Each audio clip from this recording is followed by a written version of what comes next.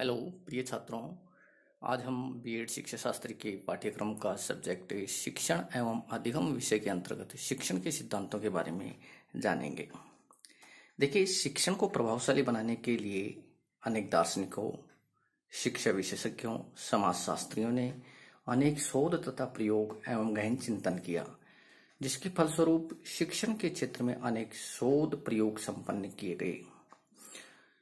शिक्षण के क्षेत्र में हुए इन शोध प्रयोग तथा सामान्य परंपराओं के फलस्वरूप शिक्षण के सामान्य सिद्धांत विकसित हुए। वैसे शिक्षण के सिद्धांतों को दो वर्गों में विभाजित विद्वानों ने किया है, जिसमें शिक्षण के सामान्य सिद्धांत और दूसरा शिक्षण के मनोवैज्ञानिक सिद्धांत हैं। हम पहले शिक्षण के सामान्य सिद्धांतों के बारे में जानेंगे। शिक्षण के सामान्य सिद्धांतों के अंतर्गत इसमें नंबर 1 पर है निश्चित उद्देश्यों का सिद्धांत। इस सिद्धांत का अर्थ है कि प्रत्येक पाठ का एक निश्चित उद्देश्य अवश्य होना चाहिए। यह उद्देश्य स्पष्ट, निश्चित तथा पूर्व परिभाषित होना चाहिए। निश्चित उद्देश्य शिक्षक को प्रभावशाली ढंग से पाठ पढ़ाने में और छात्रों को सफलतापूर्वक पढ़ने में मदद करता है। उसी तरह से दूसरा है अनुकूलता का सिद्धांत। देखिए, शिक्षण प्रक्रिया एक जीवंत क्रिया है जिसे छात्र और शिक्षक मिलकर करते हैं। इसके लिए शिक्षक को सृजनात्मक तथा सूझबूझ मुक्त होना चाहिए, जो आवश्यकताओं के अनुसार शिक्षण में परिवर्तन ला सके। तीसरा है अपना जनतंत्रीयता का सिद्धांत। शिक्षण प्रक्रिया में शिक्षक और छात्रों के मध्य अंतःक्रिया होती है। शिक्षक का कर्तव्य है कि वह शिक्षण में क्रियाशीलता बनाए रखे, जिससे छात्र सक्रिय होकर उसमें भाग ले सके। इसके लिए शिक्षक को चाहिए कि वह छात्रों की मूल प्रवृत्तियों एवं इंद्रिय संवेदनाओं का अधिकतम प्रयोग करे तथा प्रत्येक सैद्धांतिक ज्ञान का प्रयोगात्मक पक्ष भी प्रस्तुत करे। नंबर 4 पर है जनतंत्रीय व्यवहार का सिद्धांत। देखिए, छात्र के व्यक्तित्व के विकास हेतु जनतंत्रीय व्यवस्था उत्तम मानी गई है, क्योंकि यह उन्हें स्वचिंतन तथा स्व अभिव्यक्ति के अवसर प्रदान करती है। साथ ही उसमें आत्मविश्वास, आत्मगरिमा, आत्मसम्मान आदि गुणों का विकास भी करती है। अतः शिक्षक को कक्षा में जनतंत्रीय प्रणाली अपनानी चाहिए। नेक्स्ट है पूर्व अनुभवों का सिद्धांत।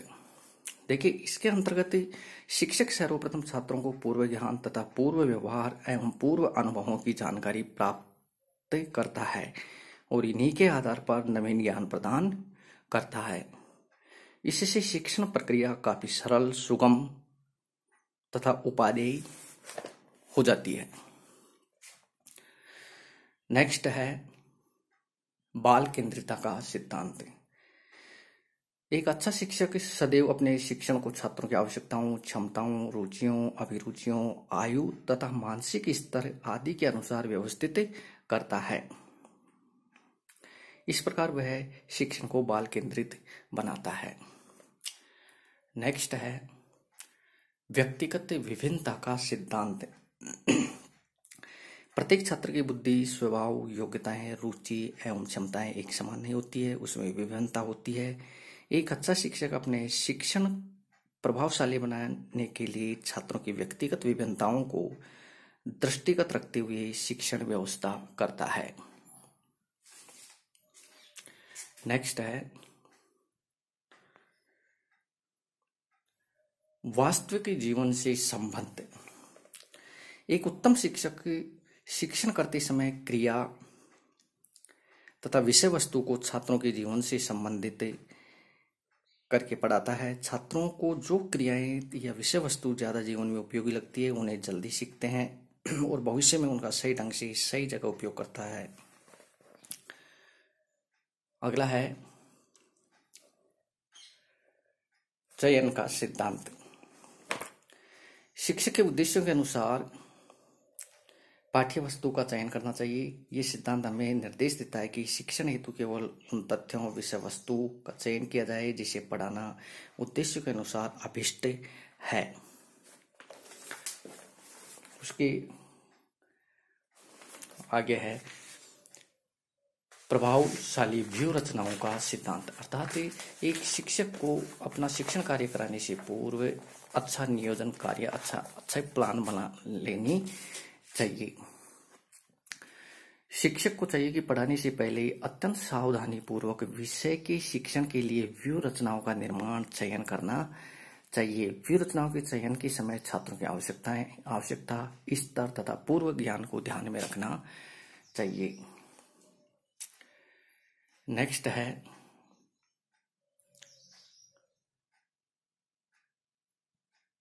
सहयोग का सिद्धांत।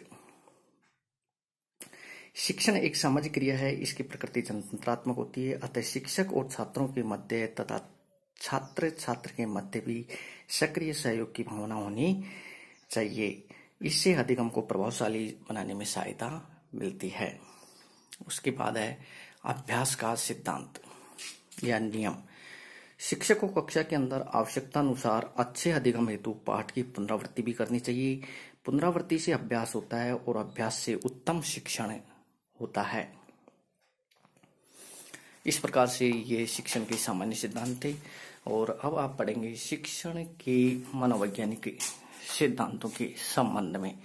देखिए, शिक्षण के मनोवैज्ञानिक सिद्धांत हैं जो विभिन्न मनोवैज्ञानिकों ने लिखे हैं जिससे कि अच्छा शिक्षण कार्य हो सके, जिसमें नंबर 1 है अभिप्रेरणा एवं रुचि का सिद्धांत। अभिप्रेरणा तथा रुचि का सिद्धांत, देखिए, अभिप्रेरणा तथा रुचि शिक्षण प्रक्रिया में महत्वपूर्ण भूमिका निभाती है। इस सिद्धांत के अनुसार शिक्षक और छात्र दोनों ही अभिप्रेरित होकर रुचि पूर्वक कार्य करते हैं, फलस्वरूप अधिगम प्रक्रिया अधिक सजीव तथा प्रभावशाली होती है। दूसरा है तत्परता का सिद्धांत। छात्रों को जो कुछ भी पढ़ाया जाए उसके लिए उनमें मानसिक तत्परता अवश्य होनी चाहिए। मानसिक तत्परता के अभाव में छात्र भली भांति सीखने में रुचि नहीं लेते हैं। पढ़ाते समय छात्रों की मानसिक परिपक्वता का अवश्य ध्यान रखना चाहिए। नेक्स्ट है परिवर्तन, विश्राम तथा मनोरंजन का सिद्धांत। बोरियत होने पर शिक्षण कार्य पिछड़ने लगता है, अतः शिक्षण में उद्दीपन, परिवर्तन, विषय वस्तु में बदलाव, शिक्षण विधियों में विभिन्नता का प्रावधान होना चाहिए। साथ ही शिक्षण अधिगम प्रक्रिया में आवश्यकता अनुसार विश्राम तथा मनोरंजन की भी व्यवस्था होनी चाहिए, जिससे कि छात्रों के मस्तिष्क को विश्राम मिल सके और फिर से अधिक ताजा होकर आगे के अधिगम के लिए तैयार हो सके। नेक्स्ट है पुनर्बलन का सिद्धांत। छात्रों को पुनर्बलन देकर शिक्षण को प्रभावशाली बनाया जा सकता है। उन्हें उनके अच्छे व्यवहार के लिए पुरस्कृत किया जाना चाहिए। उनके द्वारा किए गए कार्यों की प्रगति के विषय में सूचनाएं भी दी जानी चाहिए। छात्र ऐसी स्थिति में कार्य जल्दी समझते हैं और दोहराते हैं। उसमें शिक्षक अच्छी आदतों का विकास कर सकता है। नेक्स्ट है परिवर्तन, विश्राम एवं मनोरंजन का सिद्धांत। शिक्षण कार्य यदि ज्यादा लंबा हो जाता है तो छात्रों को थकान होने लगती है, उनकी रुचि पढ़ने में कम हो जाती है। ऐसी स्थिति में यदि विषय वस्तु, शिक्षण विधियों या शिक्षण वातावरण में परिवर्तन लाया जाए अथवा छात्रों के विश्राम, मनोरंजन की व्यवस्था की जाए तो शिक्षण प्रभावशाली हो जाता है। उसके बाद में है ज्ञानेंद्रिय प्रशिक्षण का सिद्धांत। प्रभावशाली शिक्षण के लिए आवश्यक है कि ज्ञानेंद्रियों को उचित प्रशिक्षण दिया जाए। अधिगम के विभिन्न पक्षों के लिए विभिन्न प्रकार की क्षमताएं होनी चाहिए जो ज्ञानेंद्रियों द्वारा ही प्राप्त हो सकती है। ज्ञानेंद्रियों द्वारा शिक्षा प्रभावशाली अधिगम की कुंजी है। अतः शिक्षक को चाहिए कि वह छात्रों को पढ़ाते समय ज्ञानेंद्रियों को आवश्यकता अनुसार शिक्षण का आधार मानकर पढ़ाए। नेक्स्ट है स्व अधिगम का सिद्धांत। यदि छात्र स्वयं प्रयास करके सीखते हैं तो उनका सीखना ज्यादा प्रभावशाली होता है।